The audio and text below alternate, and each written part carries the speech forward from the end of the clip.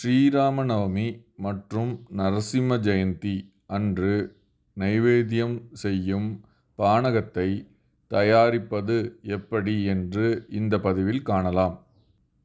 தேவையான பொருட்கள்: வெல்லம் அரை கப், தண்ணீர் தேவையான அளவு, எலுமிச்சை சாறு 2 மேஜைக்கரண்டி, இஞ்சித்தூள் 1/4 மேஜைக்கரண்டி, ஏலக்காய்த்தூள் 1/4 மேஜைக்கரண்டி, மிளகுத்தூள் 1/4 மேஜைக்கரண்டி, சிட்டிகை அளவு.